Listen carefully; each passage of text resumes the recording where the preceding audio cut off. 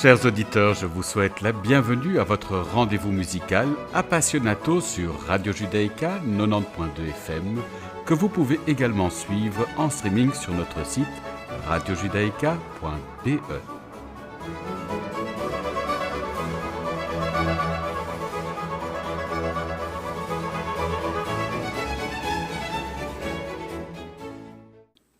Nous avons l'immense plaisir d'accueillir aujourd'hui Sandrine Piot. Bonjour Sandrine. Bonjour. Alors, je résume votre parcours. Vous débutez vos études au Conservatoire national supérieur de musique et de danse de Paris.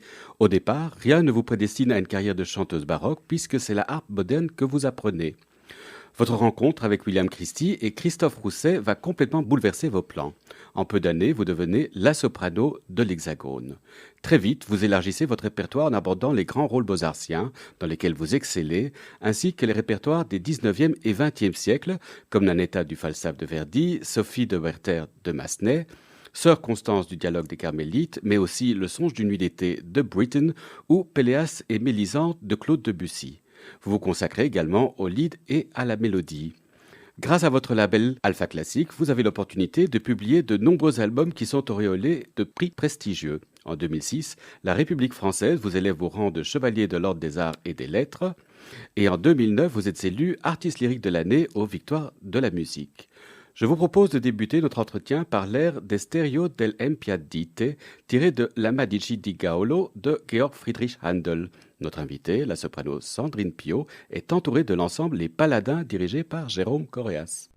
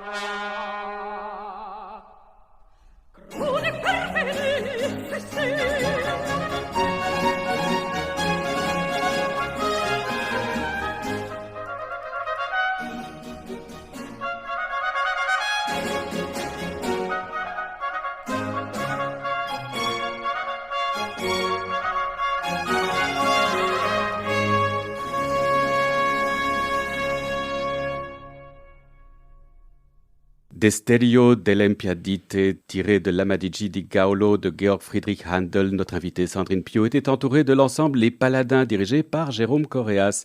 Il s'agit d'un extrait de l'album Enchanteresse, publié par le label Alpha. Alors dites-nous Sandrine, venez-vous d'une famille de musiciens? Pas vraiment, mais je viens d'une famille de mélomanes. Et mes parents, petites, ont essayé de me trouver une occupation parce que j'étais une enfant malade, comme on disait. Voilà, j'avais besoin d'une greffe et j'étais pas très accrochée peut-être à la vie quelque part. Et le médecin de famille a dit, mais en fait, la guérison, ça tient beaucoup aussi à l'impulsion au mouvement qu'on trouve, à une raison de faire les choses, d'avancer. Et ils ont eu l'idée extraordinaire de me faire entrer à la maîtrise de Radio France. C'est vrai que je fredonnais tout le temps. Mes parents écoutaient beaucoup de classiques et notamment des chanteuses d'opéra que j'aimais bien imiter. Et c'est peut-être sur ce hasard-là et sur, disons, l'idée formidable de mes parents que tout s'est construit. Et eux-mêmes aimaient la musique sans pour autant la pratiquer vraiment. Mon père avait fait un peu de piano, mais voilà. Donc c'est vraiment l'amour de la musique de façon très généreuse, mais pas didactique ou, en tout cas, je suis pas d'une famille comme les Casatsu ou que sais-je, enfin des grandes traditions. Et alors, pourquoi votre premier choix s'est porté sur la harpe? Parce que j'ai vu les Aristochats. Parce que enfant, voilà, j'ai vu Duchesse jouer pour le gros matou des faubourgs et je l'ai trouvé extrêmement sexy avec sa harpe. Et puis enfin voilà, il y avait tout cet imaginaire. Et puis l'harpe, c'est l'instrument des princesses. Puis plus tard, j'ai découvert que c'était aussi l'instrument du diable. Finalement, personne ne fait attention à ça, mais dans tous les films, genre L'Exorciste ou autres, il y a toujours un son étrange et c'est toujours une harpe. Alors soit c'est le diable, soit c'est le ciel.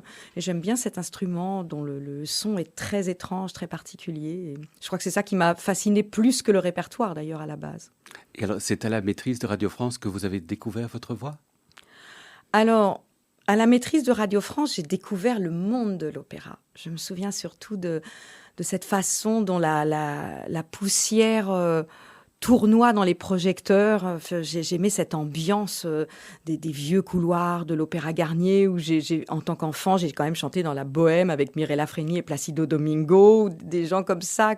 Je ne pouvais même pas imaginer à quel point c'était des merveilleux chanteurs. Et moi, je courais sur le plateau déguisée en Titi parisien, parce que comme j'étais très petite, je faisais toujours un petit garçon. Et donc, je crois qu'il y avait cette fascination pour le monde de la nuit, de l'opéra et de la féerie, plus que de la musique. C'était vraiment un tout.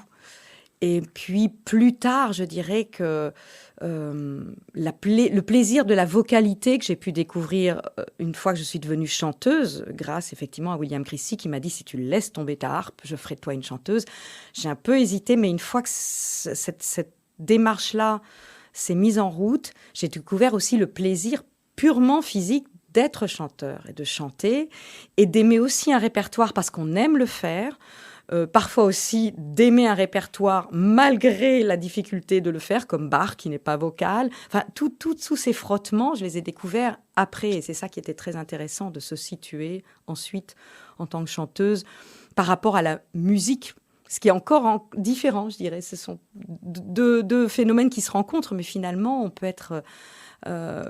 quand on joue d'un instrument, on est peut-être plus dans la musique, dans le tout. Et quand on est chanteur, on est aussi une espèce d'animal. Il y a un côté viscéral, physique, qui est très intéressant aussi et qui s'ajoute à l'amour de la musique. Alors, au cours de cet apprentissage, quels sont les professeurs qui vous ont marqué? Eh bien, en chant, pour parler du chant, moi j'ai eu un professeur particulier qui s'appelait Jacqueline Morin, qui n'est plus là, et qui m'a dit, écoute, viens tous les jours travailler. Et je lui ai dit, bah non, je peux pas, j'ai pas les moyens, c'est pas possible. Et qui m'a dit, tu viendras tous les jours, tu me paieras un cours par semaine, et tu deviendras chanteuse, et tu chanteras du Mozart, et tu chanteras du Debussy. Et j'avais l'impression d'avoir une pitié en face de moi, parce que moi, je chantais du Lully et du Charpentier avec William Christie, avec lequel j'avais commencé un petit peu, avec Philippe Hervègue dans les chœurs aussi, donc un peu de Bach, un peu des musiques plus anciennes souvent. Et elle me faisait miroiter des répertoires que je n'imaginais même pas. Et finalement, j'ai chanté du Debussy, comme Péléas, mais aussi comme dans la Mélodie. J'ai chanté beaucoup de Mozart. Et je crois que cette femme-là, je la cite toujours en premier parce qu'elle a été le début de tout. Et elle a senti des choses que moi, je ne m'autorisais même pas à imaginer. Alors, je vous propose de vous écouter.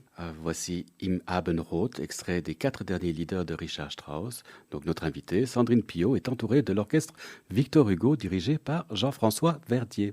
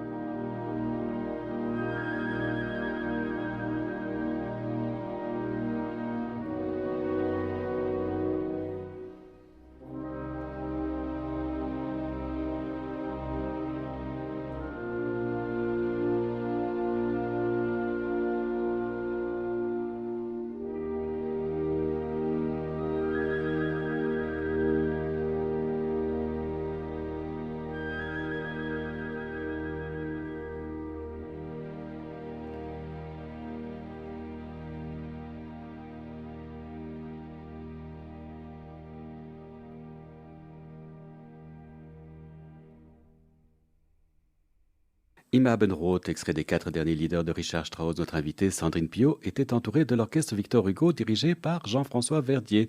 Il s'agit d'un extrait de l'album Clair Obscur publié par le label Alpha. Alors, dites-nous Sandrine, est-ce qu'il faut une technique différente pour aborder Handel, Charpentier ou Richard Strauss? Moi, je dirais non. Je dirais qu'il y a des styles musicaux. Je pense que aussi, comme en danse, il y a des danses qui se font en souplesse et d'autres en force. Alors, moi qui ai fait un peu de sport, de gymnastique au sol quand j'étais jeune, je sais à quel point le corps se modèle en fonction des besoins. Enfin, je veux dire, un corps et même un cerveau, il se spécialise, il tend. Alors, on travaille un style de mémoire ou un style de mouvement. Et donc, le chant, évidemment, suit aussi cette règle-là. Mais je dirais que la technique vocale, elle est universelle et qu'il y a des bons gestes et des mauvais. Je pense qu'après, il y a des gestes qui s'adaptent aux morphologies de chacun, mais qu'il y a universellement des gestes qui sont bons en tout et des gestes qui sont mauvais pour tout. Et ensuite, évidemment, il y a des ajustements.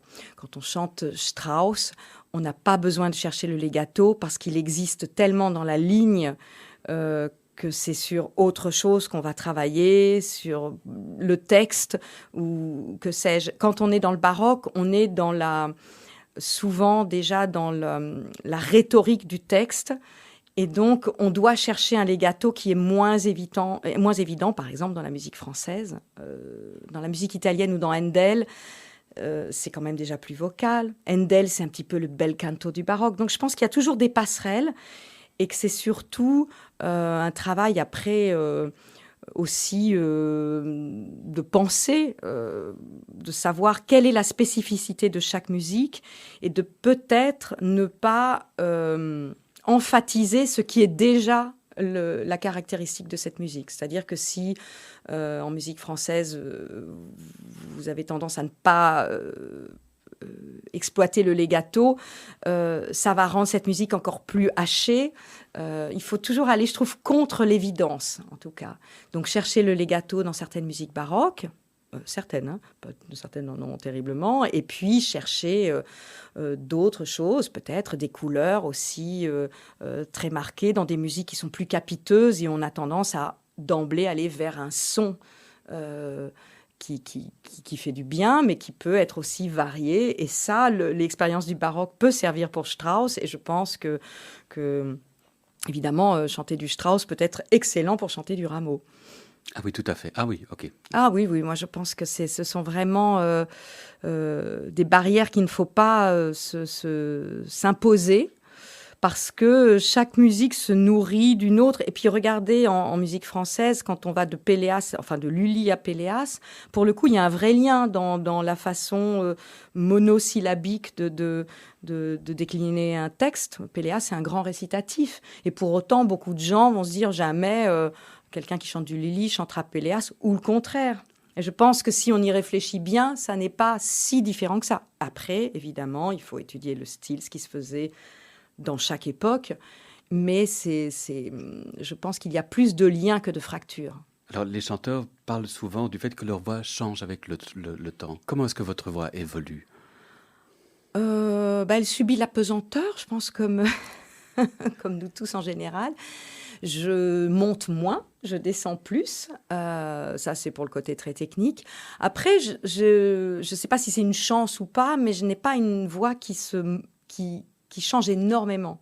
Elle évolue un petit peu. Je pense que je suis la dernière placée pour en parler bien, mais j'ai probablement une voix un peu plus ronde, peut-être aussi un peu plus projetée que quand j'étais jeune, où c'était la clarté et la virtuosité qui étaient là avant tout.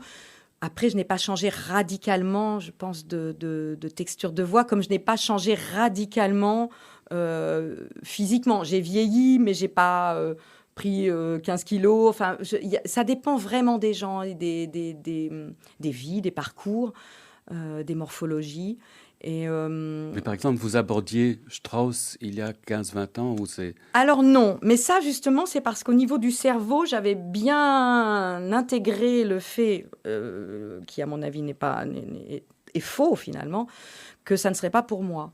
Et je pense qu'il faut, par contre, plus de temps parfois dans la tête pour s'autoriser des échappées belles et se dire peut-être que ça n'est pas mon répertoire de base, mais que je peux tenter ce que je disais, des échappées belles vers des répertoires différents. En l'occurrence, Strauss, je me suis toujours très très bien sentie dans sa vocalité. J'avais déjà chanté des leaders avec piano et avant de connaître William Christie, le répertoire de harpe était un répertoire moderne. Donc la première fois que j'ai chanté plutôt des mélodies et des leaders avec une pianiste, même si les gens ne le savent pas. Ma toute première partenaire, c'était Corinne Durouze. On avait fait 1 ou 2 concerts avec du Berlioz, du Debussy, du Strauss et pas du tout du baroque. Donc je pense que tout ça se croise et se retrouve et que finalement, après avec orchestre, je n'avais pas imaginé avant longtemps, et ça je dois remercier Alpha de m'avoir suivi dans cette démarche, parce que c'est vrai que je me suis dit ça fait partie des rêves pour moi de faire ce cycle des 4 derniers leaders. Et puis les Berg aussi, que j'avais beaucoup chanté en concert pour le coup, et le Zemlinsky que Jean-François Verdier m'a fait découvrir. Ça, c'était formidable. Et ça arrivait à un moment de ma vie qui était, à mon sens, le bon. Et ça a été formidable qu'Alpha me suive sur cette aventure. C'est formidable que vous l'ayez fait parce que le disque est absolument superbe. Alors, vous venez nous présenter un nouvel album, Rival, où vous partagez l'affiche avec votre amie la soprano Véronique Jans. Alors, je vous propose d'écouter un extrait. Voici Me infelice che intendo de la Clémence de Titus de Johann Christian Bach. Le concert de la loge est dirigé par Julien Chauvin.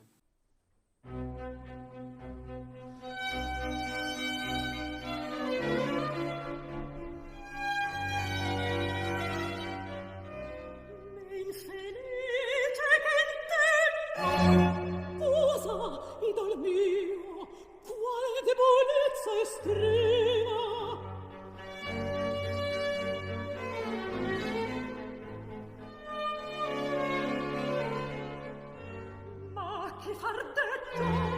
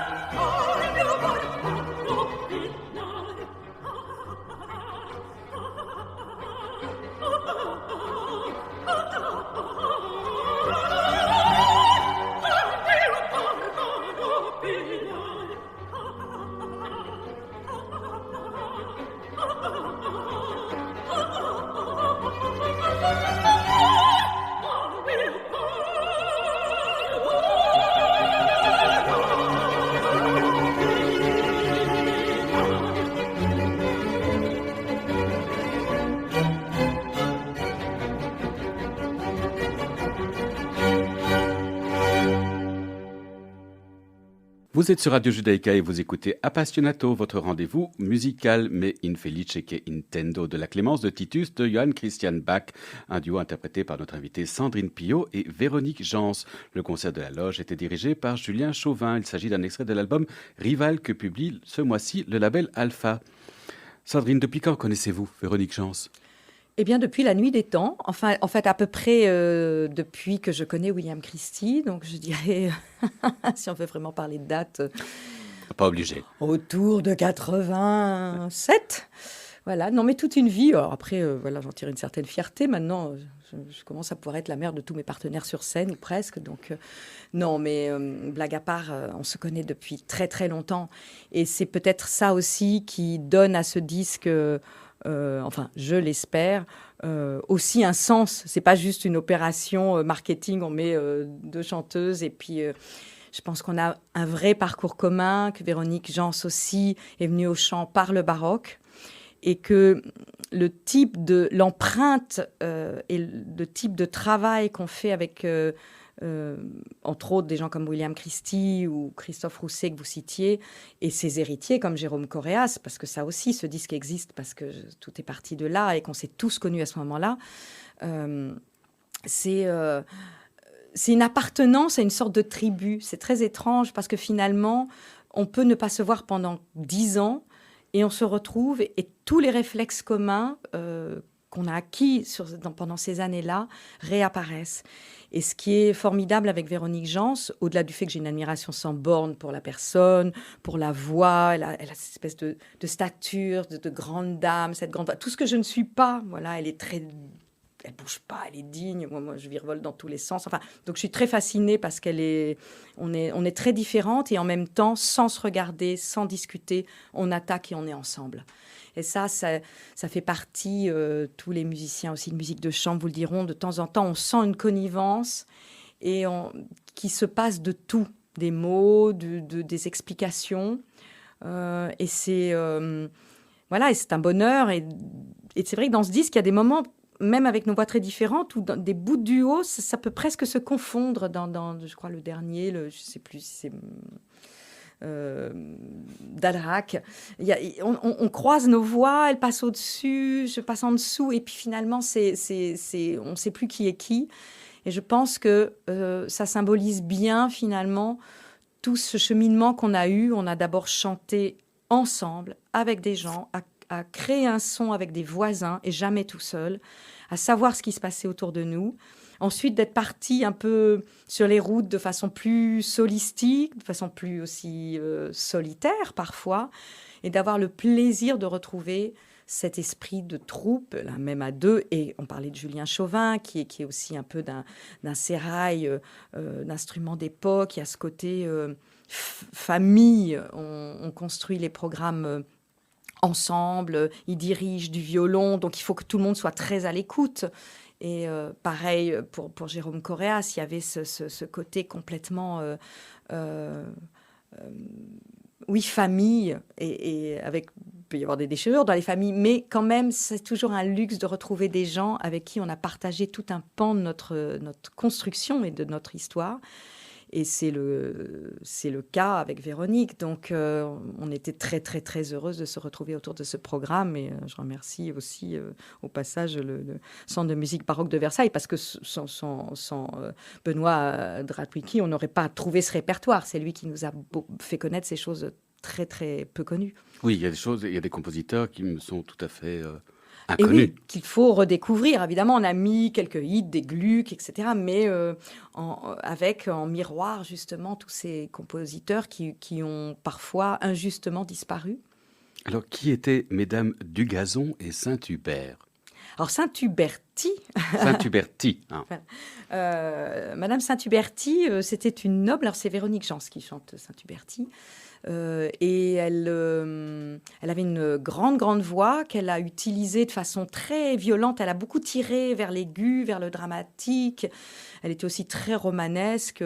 D'ailleurs, son mari et elle ont été assassinés parce qu'on les soupçonnait d'avoir cherché à récupérer des documents du roi. Enfin bon, ils ont fini plutôt mal.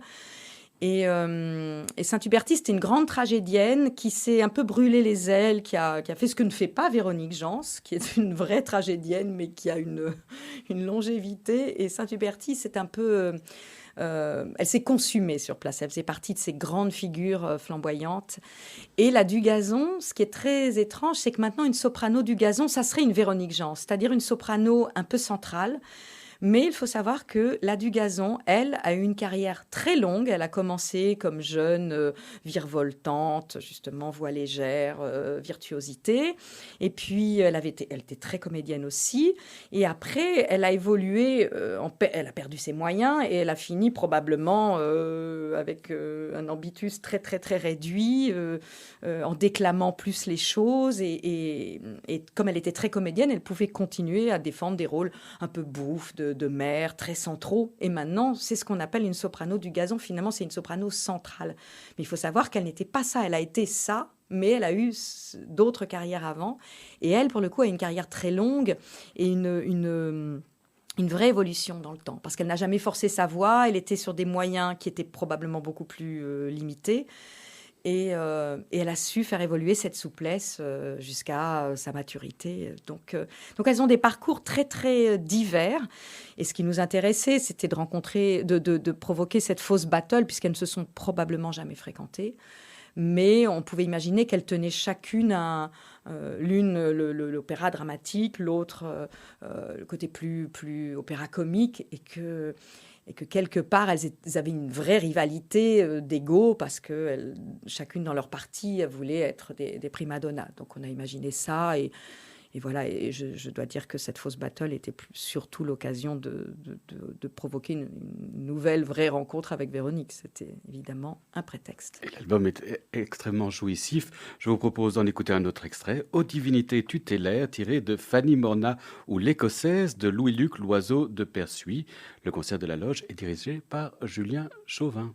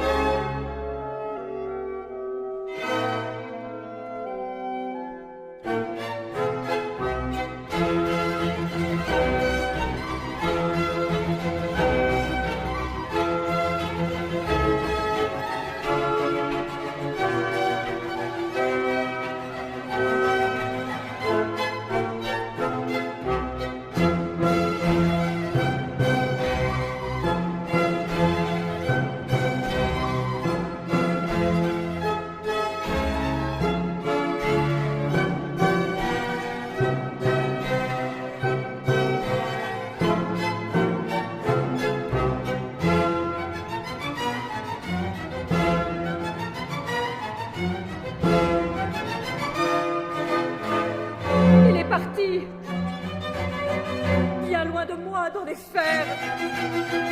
Et je n'ai pu le suivre.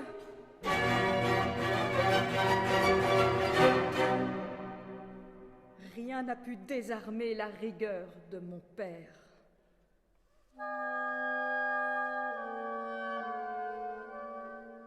Oh, malheureuse Pauline.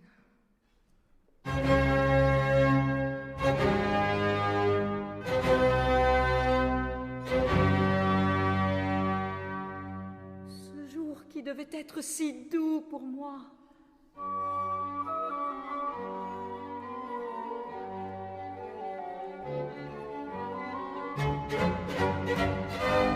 Il ne sera plus témoin que de mon désespoir et de mes larmes. Épouse déshonorée, mère trop à plaindre, Edmond va se trouver seul sur la terre. Oui, seul. Oh mon Dieu!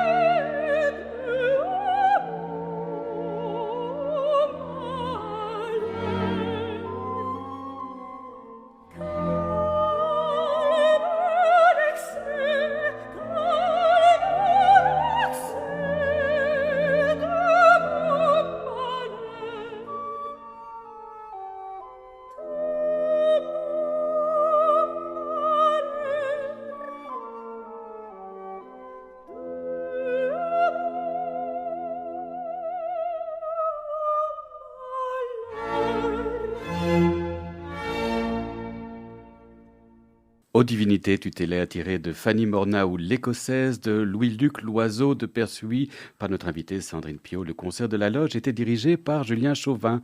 Il s'agit d'un extrait de l'album Rival publié par le label Alpha. Sandrine, nous avons comme tradition de convier notre invitée à partager avec nos auditeurs un morceau de son choix. Qu'aimeriez-vous vous nous faire entendre? Eh bien, moi, j'ai un... ça, c'est une obsession. C'est l'adagio du concerto numéro 23 de Mozart. Que j'ai découvert pour la première fois de ma vie en voyant le film L'Incompris, où évidemment j'ai pleuré toutes les larmes de mon corps. Plus je pense que je l'ai vu très jeune. Et c'est vrai que cette musique qui en elle-même, de façon intrinsèque, est sublime, avec en plus l'argument de ce film, a pris une dimension très émotionnelle pour moi. Et en plus, il se trouve que j'ai un cerveau un peu synesthésique. Alors, certaines musiques m'évoquent des couleurs et des formes. Alors, c'est vrai que celle-ci, elle est très associée et à une histoire et à un parfum très, très douloureux, en l'occurrence. Et je trouve ça sublime, toujours et encore, de réentendre cette musique. Alors vous avez choisi une interprète particulière qui est Maria João Pires. Oui. Elle vous touche particulièrement? Alors, elle me touche parce que j'aime sa fluidité, parce que c'est une musique qui peut être très triste, surtout quand on l'associe à ce film. Mais ce qui me plaît aussi dans Mozart, c'est qu'il y a, je trouve qu'il y a toujours un côté funambule. Le désespoir reste toujours, peut-être parce que c'est un auteur classique, il n'est pas encore dans ce romantisme qui peut vraiment aller très loin dans la noirceur. Je ne veux pas parler d'élégance dans ce cas-là, mais il y a cette colonne vertébrale qui vous maintient entre le désespoir le plus absolu et puis une ligne de crête où on flirte avec évidemment la mélancolie. Et je trouve que cette interprétation, elle peut-être aussi par sa fluidité, elle permet d'avoir cet équilibre que je retrouve dans beaucoup d'autres choses de Mozart, parce que Mozart me touche à 1000 titres. Parce qu'effectivement, la douleur n'est pas forcément, même si elle est réelle, traitée de façon très frontale au premier degré. Et je trouve que ça lui donne, en tout cas, ça nous donne, nous, un réconfort. On peut écouter cette douleur-là sans être détruit par la douleur de ce qui peut se passer autour de nous ou pour nous. Et donc, c'est pour ça aussi que j'aime beaucoup cette interprétation. Alors, je vous propose de l'écouter maintenant.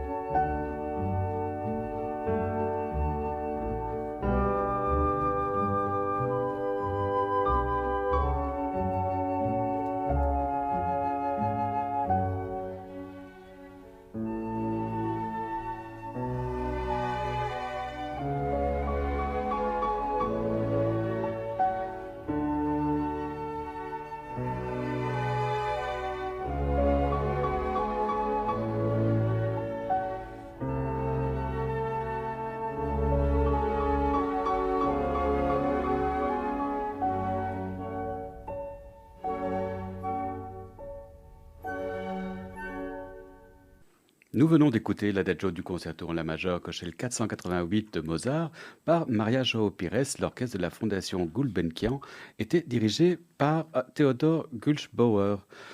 Notre émission de musique classique Appassionato touche ainsi à sa fin. Merci beaucoup Sandrine Piot d'avoir accepté notre invitation. Merci. Merci à Paul Fromm d'avoir assuré la technique de cette émission. N'oubliez pas qu'Appassionato est diffusé sur les ondes et le site de Radio Judaïka les lundis à 13h, les jeudis à 14h et les dimanches à 9h. Merci chers auditeurs de nous avoir écoutés. À la semaine prochaine. D'ici là, portez-vous bien.